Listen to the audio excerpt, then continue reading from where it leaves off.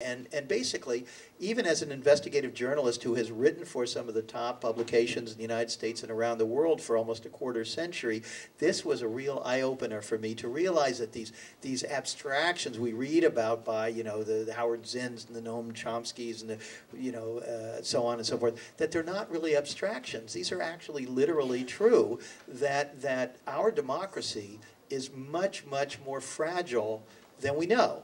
And a tremendous effort goes into, first of all, distracting us.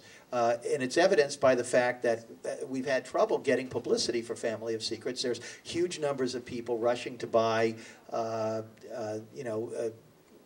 well, you know, the whole range of amusing books, but people don't know about this, and so we've been relying very much on word of mouth to get it out there. But clearly, they had all these things, something called the Psychological Strategy Board, where people from Big Tobacco, people from the CIA, and so on, they all sat together and they talked about how do you influence and shape public perceptions. And they weren't just doing this in the Soviet bloc, they were doing it right here. And they're doing it today. And you know, it makes perfect sense, because if there are only very few of you, and you've got the whole deck stacked in your favor, and it's stacked in your favor because you don't have to bid for contracts on a normal basis or outperform other people, the only way you're going to stay on top is to keep gaming the system. And the best way to game the system is to control the people at the top. And who's the person at the top? It's the President of the United States. So we need to start looking at how people become president. Who are these people? Who is Barack Obama? I have to say, there are all these books out about him. I don't think they explain who he really is. I'm not saying he's not a good guy. He may very well be a good guy, but we need to do a much better job of vetting our leaders. We also need to know much more about what goes on behind the scenes. How did BP get that particular contract? Why was the Minerals Management Service so lenient with the oil companies? We don't get answers on any of these things. And so, in kind of wrapping up here, I just want to say I was so frustrated with this, with the state of affairs, with our being completely in the dark. I feel it's like do you know the allegory of the cave?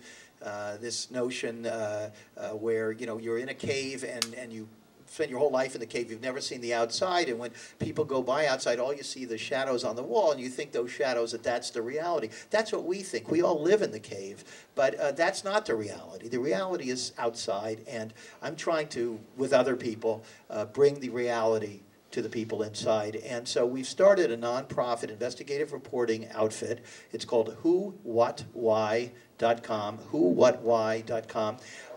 It's going to be entirely on donations, whatever you and other people can afford from the public. We're not going to take money from corporations. And we're going to build a staff, and we're going to do stories about everything. And we're open to everything. We think that this is needed, and we hope that this sets an example, and that this hunger for the truth grows, and that we basically restore our democracy and start dealing with the real problems in the world while there is time to do so. So I invite you all to join us. It's very much a collaborative effort. We've got lots of people volunteering, doing camera work and website design and photography and editing. If you've got a talent, you want to help us, contact us. Also, if you want to just let people know, I like to tell people, if you feel that this is depressing, it's not really depressing. It's depressing to not know what's going on and to hide from it, to find out what's really going on and then begin spreading the word. That's the key thing. And so I would urge you, tell other people about Family of Secrets. Tell them about the website.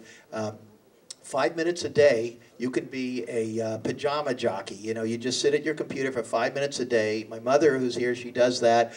You just get on the internet and you read things and you forward them to people, and it's a wonderful force multiplier. Thanks to the internet, things really are changing, and unless and until they manage to shut it down, we could really have an opportunity to create some change for the good. Thank you very much.